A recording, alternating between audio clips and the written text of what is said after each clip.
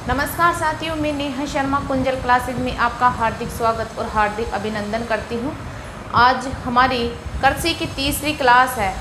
उसमें हम आज जो विभिन्न फसलें हैं उनको हम विस्तार पूर्वक देखेंगे। आपके सीईटी में ऐसे कि ऐसे मेंशन कर रखे हैं कि गेहूँ फड़ना है, आपको चावल फड़ना है, ज्वार फड़ना है, बाजरा फड़ना है। आपको केवल वही फसलें फड़नी है जो मेंशन कर रखे हैं। जो नहीं दे रखी है उनको नहीं फड़ना है, क्योंकि ना तो इतना टाइम है और ना आपको अपना कीमती समय बर्बाद करना है। तो हम देखते हैं गेहूं को। गेहूं का उत्पादक क्षेत्र कौन कौन से ज़िले हैं, इनके रोग, किस्में, मिट्टी, तापमान, इनकी हम यहाँ विस्तार पूर्वक चर्चा करने वाले हैं। तो हम बिना किसी देर करे हुए अपने सेशन की ओर बढ़ लेते हैं। गेहूँ, अब देखो इसका सबसे पहले हम इसका वानस्पतिक नाम, इसका वानस्पतिक नाम है ट्रिटिकम एसेटिवम। ट्रिटिकम एसेटिवम, देखो वानस्पतिक नाम पूछे जाते हैं, ये इम्पोर्टेंट है। मिट्टी की बात करें तो नाइट्रोजन युक्त आपके दोमट, काम और चीका, 3 प्रकार की मिट्टियों में आपका गेहूं उगाया जाता है। फिर किस्म की बात करें तो आपकी राजस्थान 3765, ये फेमस किस्म है और ये वास्तव में इस किस्म से बहुत ज़्यादा गेहूं उत्पादित होता है। फिर रोगों की बात करें तो गेहूं में आपके छाछा, करजवा, रतुआ, चेपा, ये रोग इसमें लगते हैं। अब सर्वाधिक उत्पादन कहाँ होता है, तो आपके राजस्थान में सर्वाधिक उत्पादन की बात करें तो आपके पूर्वी एवं दक्षिणी पूर्वी राजस्थान में सर्वाधिक गेहूं उत्पादन होता है। अब क्षेत्र की बात करें तो यही देख लो, आपका क्षेत्र है गंगानगर, हनुमानगढ़, अलवर, जयपुर, इनमें सर्वाधिक होता है। होता तो राजस्थान में और भी जगह है, लेकिन गंगानगर, हनुमानगढ़, अलवर, जयपुर, इन क्षेत्रों में सर्वाधिक गेहूं का उत्पादन होता है। अब हम बात करें किस्में, तो इसमें सोना, कल्याण, किस्में 3765, ये फेमस प्रसिद्ध किस्म है, प्रसिद्ध, ये इससे उत्पादन भी सर्वाधिक होता है और फेमस किस्म है राजस्थान 3765। और यही किस्में आपके सोना कल्याण, सोनालिका, मैक्सिकन, कोहिनूर, लाल बहादुर, मंगला, ये इसकी अन्य किस्में। देखो किस्मों से रोग, वानस्पतिक नाम, ये केवल इसमें फालतू की चीज़ें नहीं, इस स्लाइड में केवल फैक्ट है। मैं आधी स्लाइड तो वो लेके आती हूँ जहाँ से पिछले एग्जामों में क्वेश्चन बने हुए हैं, और पिछली एग्जामों के जो क्वेश्चन बने हुए हैं उनमें से आपके हर एग्जाम में 40% पेपर ऐसे कि ऐसे आता है। अगर आप आज से लेकर 20 सालों तक के पेपर पढ़ोगे ना, तो उनमें से आप वही पढ़ लेना, 40% पेपर आप आराम से कवर कर लोगे। तो मैं केवल फैक्ट, काम की चीज़ें लेकर आई हूँ, कोरा मक्खन लेके आई हूँ, फालतू की इसमें चीज़ें नहीं है। और जो पढ़ने वाले हैं वही स्लाइड को देखें, फालतू के कमेंटबाजी करने वाले इस क्लास को ना देखें। अब राजस्थान का अनकटोरा कौन से ज़िले को कहते हैं, तो राजस्थान का अनकटोरा गंगानगर ज़िले को कहते हैं। अब इंडिया मिक्स क्या है, गेहूँ, मक्का, सोयाबीन, तीनों के मिक्स के आटे को इंडिया मिक्स कहते हैं। तीनों के आटे को, गेहूँ, मक्का, सोयाबीन, तीनों के आटे को इंडिया मिक्स कहते हैं। और गेहूँ, जौ और चना, इसको क्या बोलते हैं, गेहूँ, यहाँ भी लिख देती हूँ मैं, गेहूँ, जौ, चना, तो इसको बोलते हैं गोचनी या बेजड़, गोचनी या बेजड़। गेहूं, मक्का, सोयाबीन, तीनों को इंडिया मिक्स बोलते हैं। गेहूं, जौ, चना, इसको गोचनी या बेजड़ बोलते हैं। वर्षा 60 से 100 सेंटीमीटर चाहिए गेहूं की फसल के लिए, 60 से 100 सेंटीमीटर की वर्षा उपयुक्त होती है। तापमान बोते समय 8 से 10 डिग्री होना चाहिए और पकते समय 15 से 20 डिग्री तक होना चाहिए। और पीएच मान की बात करें तो 5 से 7.5 पीएच मान होना चाहिए। अब रोगों की बात करें तो रोग कौन कौन से होते हैं, कंडवा, काला स्तंभ कीट, बाली सिकुड़न, मोल्या और टुंडू, ये रोग गेहूं की फसल में होते हैं। क्षेत्र में आपको बता चुकी। अब राज्य में सर्वाधिक मात्रा में उत्पादित होने वाली फसल की बात करें तो वो आपके गेहूं है। सर्वाधिक मात्रा में उत्पादित गेहूं होता है। सर्वाधिक क्षेत्रफल वाली फसल आपके बाजरा है। सर्वाधिक क्षेत्रफल वाली बाजरा और सर्वाधिक उत्पादित, इसमें अंतर कर लेना, कई बार कंफ्यूज हो जाते हैं बच्चे। तो उत्पादित यानी उत्पादन गेहूं का होता है और सर्वाधिक क्षेत्र वाली फसल की बात करें तो वो होती है आपके बाजरा। सर्वाधिक सिंचित क्षेत्र वाली फसल, सर्वाधिक सिंचित क्षेत्र वाली फसल भी आपके गेहूं है। और सर्वाधिक मात्रा में खाने वाली फसल भी आपके गेहूं है। आई बात समझ में? उत्पादित होने वाली, सर्वाधिक सिंचित और सर्वाधिक मात्रा में खाई जाने वाली फसल गेहूं है। और आपका ये इंडिया मिक्स और गोचनी या बेजन दोनों में अंतर समझ गए होंगे। तो यहाँ तक कोई दिक्कत हो तो मुझे कमेंट बॉक्स में ज़रूर बताना।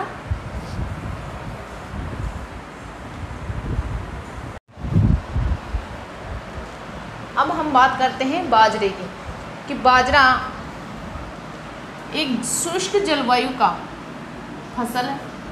शुष्क जलवायु की फसल है बाजरा। इसकी बुआई की बात करें तो मई, जून या जुलाई में भी होती है। मई, जून या जुलाई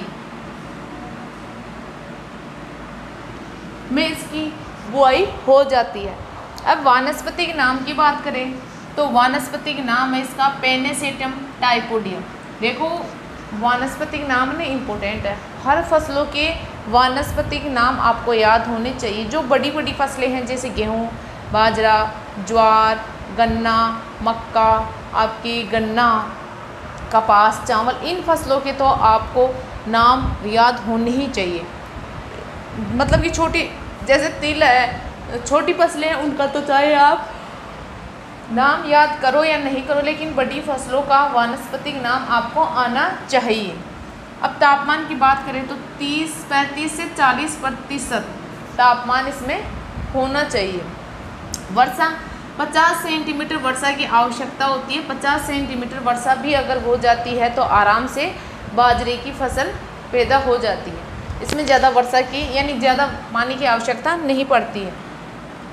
मिट्टी की बात करें तो इसमें बलुई, बंजर, मरुस्थली, ये मिट्टी इसके लिए उपयोगी होती है। वैसे काली में तो बोते हैं, लेकिन इन मिट्टियों में भी ये ज़्यादा बेस्ट होती है इसके लिए।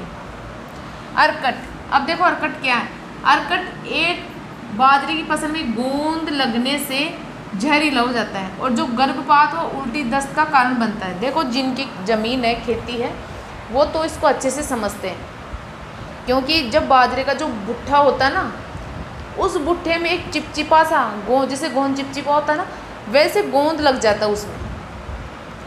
तो वो अगर गोंद लग जाता है और फिर पकने के बाद अगर गोंद लगी हुई बाजरे को खाते हैं तो कड़वा लगता है, कशेला लगता है, वो खाया नहीं जाता है, मतलब कि कड़वा हो जाता है, मतलब कि एक प्रकार से वो रोग हो जाता है उसमें, है ना। तो गर्भपात, जैसे प्रेगनेंसी में भी वो हानिकारक होता है, अगर उसको खा लेते हैं तो गर्भपात होने की संभावना रहती है, उल्टी दस्त का कारण वो बनता है।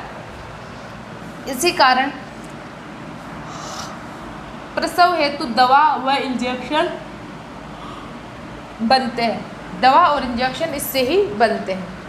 अब रोग की बात करें कि बाजरे में कौन कौन से रोग पाए जाते हैं तो अर्गट, कंडवा, हरित बाली।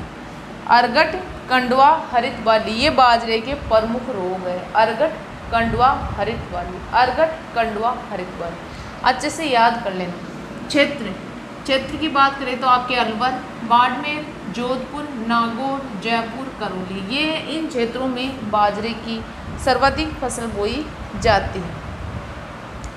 देखो आपका क्षेत्र है, रोग है, मिट्टी, देखो आपके यहाँ से क्वेश्चन तो कम बनेंगे। तापमान, वर्षा, जलवायु, बुआई, इनमें से क्वेश्चन नहीं बनेंगे, और बन जाए तो बिल्कुल ना के बराबर संभावना। लेकिन क्वेश्चन आपके कहाँ से ज़्यादा बनेंगे? रोग, क्षेत्र, केंद्र, ये तो इम्पोर्टेंट है। बाजरा का जो ये केंद्र है ये बहुत इम्पोर्टेंट, इसको तो इम्पोर्टेंट लगा लेना। बाजरे का जन्म स्थान अफ्रीका को माना जाता है। विश्व में सर्वाधिक बाजरा उत्पादन भारत में होता है। और भारत में बात करें तो सर्वाधिक बाजरा उत्पादन आपके राजस्थान में होता है।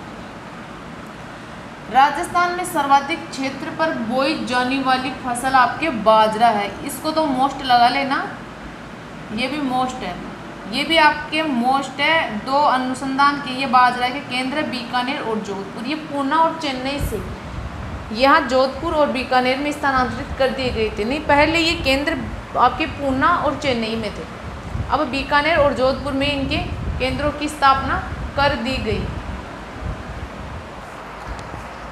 अब यहाँ तक मुझे लगता है कि अच्छे से समझ में आ रहा होगा, और लेकिन फिर भी कोई दिक्कत हो तो मुझे ज़रूर बताना। नोट्स आपको बनाने हैं, अच्छे लाइनें छोड़ के खुले और अच्छी हैंड राइटिंग में आपको नोट्स बनाने हैं, ताकि आप पढ़ो तब उनको देखकर बोर ना हो, आपकी अंदर से इच्छा जगे कि हाँ मुझे पढ़ना है। तो यहाँ तक कोई किसी को दिक्कत नहीं है। और मैं तो क्लास आपको बिल्कुल छोटी देती हूँ, क्योंकि ज़्यादा बाउंडेशन भी नहीं है कि ज़्यादा क्लास का बर्डन हो आपके ऊपर। छोटी सी क्लास जल्दी याद हो जाती है।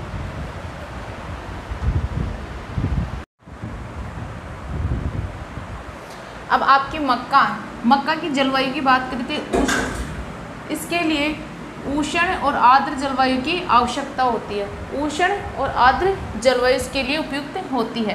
तापमान की बात करें तो 21 डिग्री से 27 डिग्री इसके लिए तापमान उपयुक्त होता है। मक्के का 80% विकास रात्रि में होता है। अगर आप सुबह इतना सा पौधा देखोगे तो रात्रि में आपको सुबह दूसरे दिन देखोगे तो इतना बड़ा दिखेगा, क्योंकि इसका 80% जो डेवलप विकास होता है वो रात्रि में होता है। एकमात्र फसल है, ये मोस्ट लगा लेना, इसके एकमात्र फसल है जिसका रात्रि में विकास होता है। वानस्पतिक नाम की बात करें तो जी मेज इसका वानस्पतिक नाम। रोग है ब्राउन स्पॉट, इसका रोग है ब्राउन स्पॉट, इसका रोग है। किस्में माही कंचन, माही ध्वल, ये इसकी किस्में है। मक्का अनुसंधान केंद्र आपके बोरवर बांसवाड़ा है, ये बोखर नहीं है, ये बोरवर बांसवाड़ा है। उपयोग, इसका उपयोग आपके एल्कोहल, ग्लूकोज, मांडी आदि बनाने में इसका उपयोग किया जाता है। और साइलेज चारा, यानी मक्के की जो हरी पत्तियां होती है इससे साइलेज चारा बनता है। साइलेज चारा, मक्का की जो हरी पत्तियां होती है उससे साइलेज चारा बनता है, उसको साइलेज नाम दिया जाता है। फिर ज्वार की बात करें तो ज्वार के लिए आपके शुष्क और अर्ध शुष्क जलवायु होती है। मिट्टी की बात करें तो दोमट, मध्यम और गहरी काली मिट्टी इसके लिए उपयुक्त होती है। किस्मों की बात करें तो ये राजस्थान चरी ज्वार की मोस्ट इम्पोर्टेंट किस्म, इसके मोस्ट लगा लेना। ब्राउन स्पॉट, राजस्थान चरी, एक ही है इनमें ज़्यादा। क्षेत्र की बात करें तो आपके अजमेर, उदयपुर, भीलवाड़ा, भरतपुर में ये आपके ज्वार का उत्पादन होता है। रोग की बात करें तो आपके अर्गट, तुलाशिता, आवृत कंडवा, ये रोग इनमें पाए जाते हैं। जो रोग आपके बाजरे में पाए जाते हैं वही ज्वार में पाए जाते हैं। तो दोनों में से आपको एक याद कर लेना, चाहे ज्वार के कर लेना चाहे बाजरे के कर लेना।